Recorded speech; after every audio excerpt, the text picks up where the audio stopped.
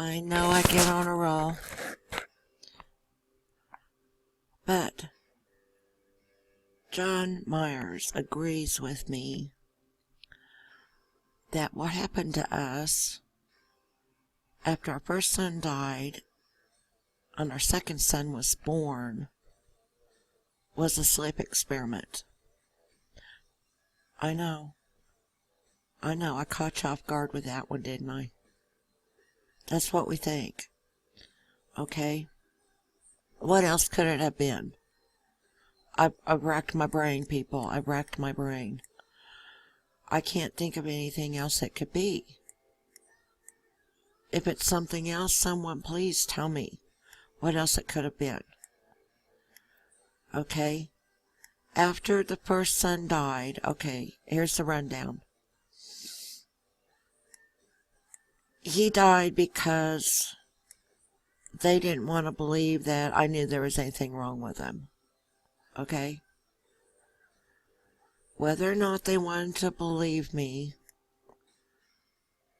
doesn't excuse the fact that I complained that there was something wrong with him. Okay? And I've always heard they're supposed to check out complaints, right? Except for this one, for some reason, they let slip right past them. That's why I also think it was murder, but this video is about sleep experiment, so I'm going to try to stick to my plan on that. Okay. After they killed the first one, I might as well say it. They wanted to be more on guard for the second one. Well, I mean, that part makes sense. Okay. Until I backtracked, whether it was a flashback or a trigger or whatever. Okay. And I figured out, hey, I was on chlorpromazine because the first one, the way it all happened, they had to do some boot scooting and sedate me. Okay, because this about permanently sent me over the freaking edge, if you can imagine. If you lost a child in the type of way that I had, well then maybe you can identify. Alright? So, murdered the first one, super careful with the second one, except for that chlorpromazine. Alright? So, here comes Julie Hardy. I didn't like her that well to begin with, but to deal with those people, you're supposed to try to get along. Even though you don't feel it so well. Even though they make you feel like you want to bop them in the chops. You're supposed to try to get along. Well, you're supposed to try to get along with everybody, but they think they're special, and you're supposed to go out of your way to accommodate their invasion of you. It's supposed to make it easier on you. Okay? The word on the street, so to speak. And she's like, I don't know.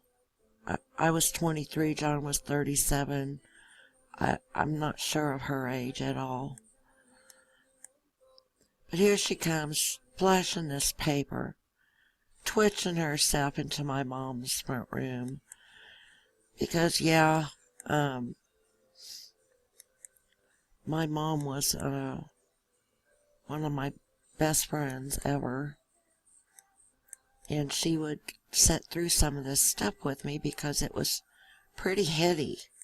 And there I was on all that medicine, and they're dealing out this heavy-duty, creepy, crazy crap at me. So a person needs someone, right? So there's Mom.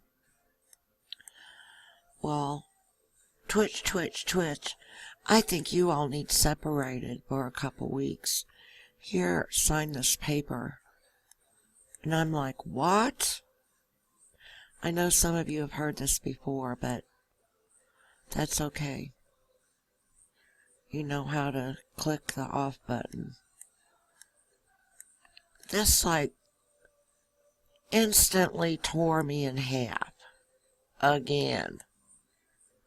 Here we just put one in the grave. No thanks to them. And now they want to do this to us. The word Nazi comes to mind, okay? I can't really help it. That's all I can see of this craziness at this point, is that these people are demonizing me, demonizing my family, demonizing my spouse, who has an unbelievably good handle on it, partly because he'd been in Vietnam, okay? You keep a handle on it.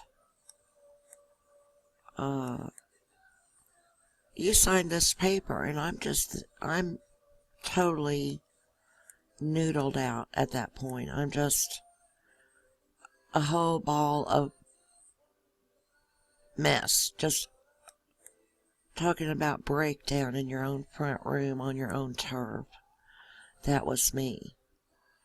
Just a bundle of nerves and crying and upset, and she's looking at us like we're nothing, compared to her agenda. Her agenda being so much more important than any human being who had ever stepped foot on this planet. And it was, come hell or high water, her agenda was going to be seen through. So, I have a secret death wish for Julie. But, I really do hope some court gets a hold of her first and puts her and some of the other ones that I've already mentioned, but undoubtedly I will mention again, for their crimes. Put us all out of their misery so we can finally begin the healing we supposedly are entitled to.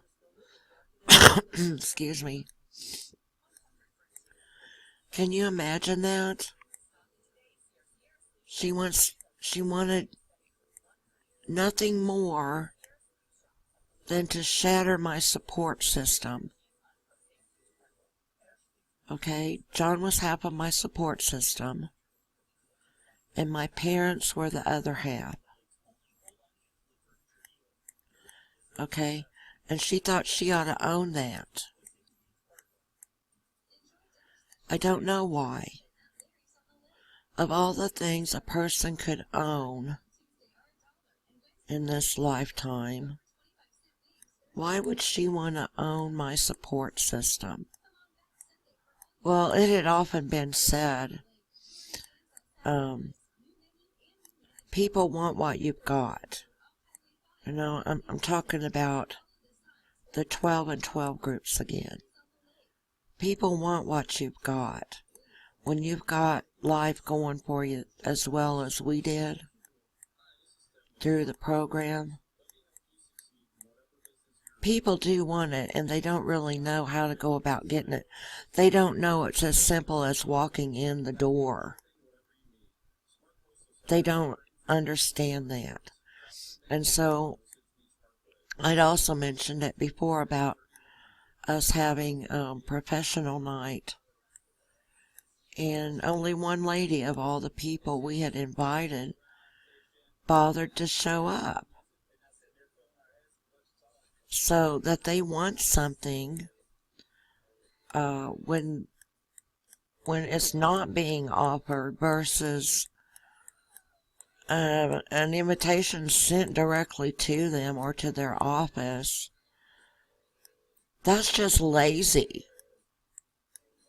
That they didn't bother to get that when it was being offered, instead of trying the tactics they used on us to try to have that. Okay? Do you see partly where that's coming from? It's kind of like a jealousy. Okay? At least I think so. Not everyone would probably agree with that, but they're like, oh, you have to be sober, you have to be, you have to be at those meetings. Well, no, I don't have to do anything. I don't have to. Maybe you do. Maybe you should get down there right now and stop eyeing me in the way that you do, because I built me up to where I am and how I am. You had not shite to do with it.